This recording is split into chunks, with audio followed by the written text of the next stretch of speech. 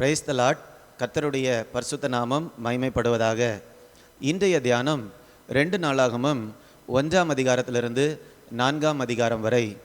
இந்த நாள் தியானத்திற்கான தலைப்பு, உங்கள் பார்வை எப்படிப்பட்டது?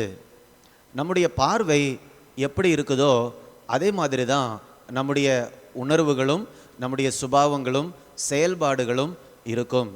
ஒரு உதாரணத்திற்கு, இந்த ஒரு டம்ளரில் பாதி அளவு தண்ணி இருக்குது. இதை 2 விதத்தில் நாம் பார்க்கலாம். ஒரு விதத்தில் பாசிட்டிவாக பார்க்கும்போது, அரை டம்ளர் தண்ணி இருக்குது, இது எனக்கு பிரயோஜனமாக இருக்கும் அப்படி நம்ம நினைக்கலாம்.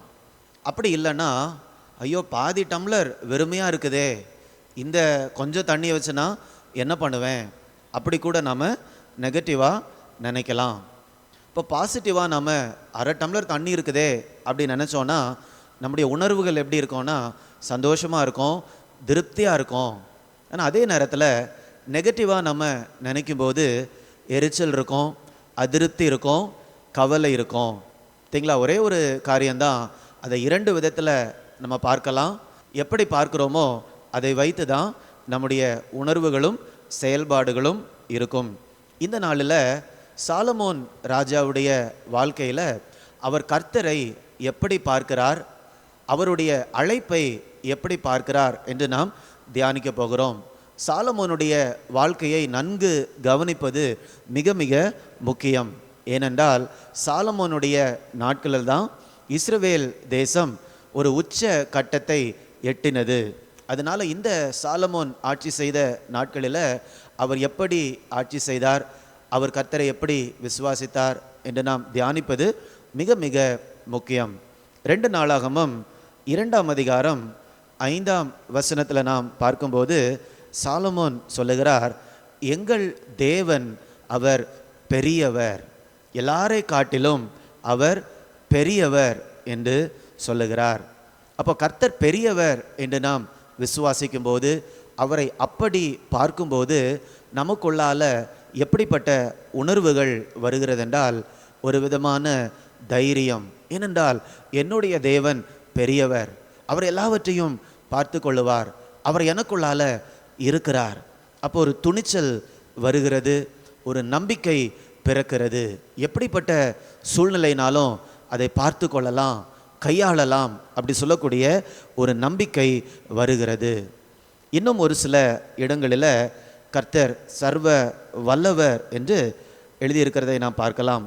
எரேமியா 32ஆம் அதிகாரம் 17ஆம் வசனத்தை நாம் வாசிக்கும்போது, கர்த்தராகிய ஆண்டவரே, இதோ தேவரீர் உம்முடைய மகா பலத்தினாலும் நீட்டப்பட்ட உம்முடைய புயத்தினாலும் வானத்தையும் பூமியையும் உண்டாக்கினீர், உம்மாலே செய்யக்கூடாத அதிசயமான காரியம் ஒன்றுமில்லை. இப்போ கர்த்தர் பெரியவராக இருக்கிறார் என்று நாம் பார்க்கும்போது, அவரால் செய்ய முடியாத காரியம் ஒன்றும் இல்லை என்று நம்மால் விசுவாசிக்க முடியும். எவ்வளவு பெரிய சோதனையை நாம் பார்த்தாலும் இதை கர்த்தருடைய பலத்தினால என்னால் சந்திக்க முடியும் என்ற நம்பிக்கை நமக்குள்ளால பிறக்கிறது. இன்னொரு வசனத்தை கூட நாம் வாசிக்கலாம்.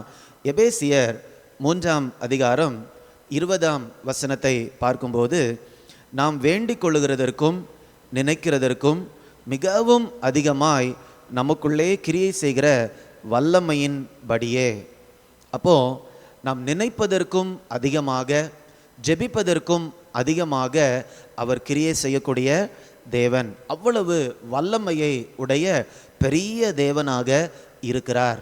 அப்போ சாலமோனுடைய வாழ்க்கையில் உள்ள வெற்றிக்கு ஒரு முக்கியமான காரணம் என்னவென்றால், அவர் தேவனை பெரியவராக பார்த்தார். நாமும் கூட தேவன் இருக்கிற வண்ணமாக அவரை பார்க்கும்போது நம்முடைய வாழ்க்கையே மாறிவிடும். 2ஆவதாக சாலமோன் பார்த்த காரியம் என்னவென்றால், தேவன் தனக்கு கொடுத்த அழைப்பு மிக பெரியது என்று அவர் உணர்ந்தார். அதைத்தான் அதே அதிகாரம் 2ஆம் அதிகாரம் 5ஆம் வசனத்தினுடைய பின்பகுதியில் அவர் சொல்லியிருக்கிறார், ஆகையால் நான் கட்டப்போகிற ஆலயம் பெரியதாக இருக்கும்.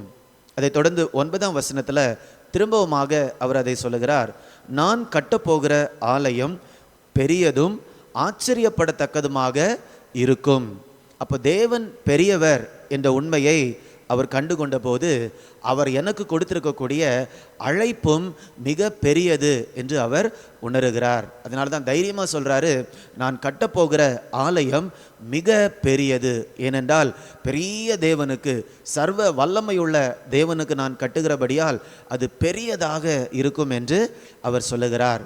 தேவன் நம்முடைய வாழ்க்கையிலும் இப்படிப்பட்ட பெரிய திட்டத்தையும் பெரிய அழைப்பையும் தான் அவர் வைத்திருக்கிறார்.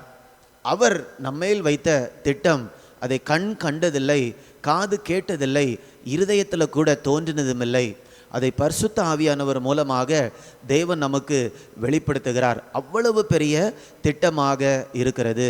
அதனால தான் ஆண்டவருடைய திட்டத்தை நம்ம ரொம்ப சீரியஸாக எடுக்க வேண்டும். அப்பொழுது தான் அதற்கு ஏற்ற விதமாக நாம் நடந்து கொள்வோம். எபேசியர் 4ஆம் அதிகாரம் 1ஆம் வசனத்தினுடைய பின்பகுதியில், நீங்கள் அழைக்கப்பட்ட அழைப்பிற்கு பாத்திரவான்களாய் நடந்து. இப்போ நம்முடைய அழைப்பு பெரியது என்று நாம் விசுவாசிக்கும் போது தான் அழைக்கப்பட்ட அழைப்புக்கு பாத்திரவான்களாக நாம் நடந்து கொள்வோம். அப்படி இல்லை என்றால் சும்மா ஏனோ தானோ என்று நாம் நடந்து கொள்வோம். ஸோ அப்போ சாலமோனுடைய வாழ்க்கையில் உள்ள வெற்றிக்கு காரணம், கர்த்தர் பெரியவர் என்பதை அறிந்திருந்தார். கர்த்தர் என் மேல் வைத்திருக்கிற அழைப்பு அல்லது அவர் என்னை செய்ய சொன்ன வேலை மிக பெரியது என்பதையும் கூட அவர் அறிந்திருந்தார். முதல் அதிகாரம் 1 வசனத்தில் நான் வாசிக்கும்போது, கர்த்தர் சாலமோனோடே கூட இருந்து அவனை மிகவும் பெரியவனாக்கினார். இப்போ கர்த்தர் ஏன் சாலமோனை பெரியவனாக்கினார் தெரியுமா? கர்த்தருக்கு சாலமோன் மேலே இருந்த திட்டம் மிக பெரியதாக இருந்ததினால் அந்த பெரிய திட்டத்தை செய்து முடிப்பதற்கு சாலமோனை பெரியவனாக்கினார். ஆண்டவருக்கு நம்மையில் இருக்கக்கூடிய திட்டமும் மிக பெரியதாக இருக்கிறதுனால தான் அவர் நம்மையும் கூட பெரியவனாக மாற்றுகிறார். அப்போ பெரியவனாக இருப்பது என்றால் என்ன என்றால், எத்தனை பேருக்கு என்னை கொண்டு பிரயோஜனம், அதுதான் அர்த்தம். அப்போ பெரியவன் என்று சொல்லி நாம் யாருக்குமே பிரயோஜனப்படவில்லை என்றால், கர்த்தர் நம்மை பெரியவனாக்கினாலும் அல்லது வேறே இடங்களில் நம்மை ஆசீர்வதித்திருந்தாலும் நம்மை கொண்டு மற்றவர்களுக்கு எந்த விதமான பிரயோஜனம் இல்லை என்றால் நாம் உண்மையிலேயே பெரியவர்கள் அல்ல. அப்போ ஆண்டவர் நம்மை ஆசீர்வதிக்கிறதனுடைய நோக்கம் என்னவென்றால், நாம் அநேகருக்கு பிரயோஜனமாக இருக்க வேண்டும் என்பதற்காக தான். இந்த இடத்துல சாலமோன் ஒரு பெரிய ஆலயத்தை கட்டுகிறார். அது அநேகருக்கு ஆசீர்வாதத்தை கொண்டு வந்தது. அநேக ஜனங்கள் அந்த இடத்துல வந்து ஜெபிப்பதற்கு பிரயோஜனமாக இருந்தது. இப்போ நம்மையும் கூட ஆண்டவர் ஒரு பிரயோஜனமுள்ள வாழ்க்கை வாழ்வதற்காக அழைத்திருக்கிறார். ஆனால் நம்முடைய பார்வை எப்படி இருக்கிறது என்பது மிக மிக முக்கியம். கர்த்தரை நாம் எப்படி பார்க்கிறோம், நம்முடைய வாழ்க்கையில் அவர் வைத்திருக்கக்கூடிய திட்டத்தை நாம் எப்படி பார்க்கிறோம்? நாம் ஜெபிக்கலாமா? அன்பின் பரலோக பிதாவே, நல்ல நாளுக்காக உமக்கு நன்றி செலுத்துகிறோம் அப்பா.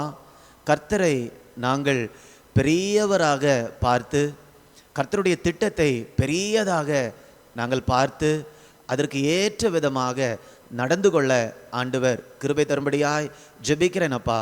சாலமோன் தன்னுடைய வாழ்க்கையில் கர்த்தரை பெரியவராக பார்த்து கர்த்தருடைய திட்டம் பெரியதென கருதி அதற்கு ஏற்ற விதமாக நடந்து கொண்டபடியால் இஸ்ரவேல் தேசத்தில் எவ்வளவு பெரிய ஆசீர்வாதம் கிடைத்தது என்று நாங்கள் தியானித்திருக்கிறோம்.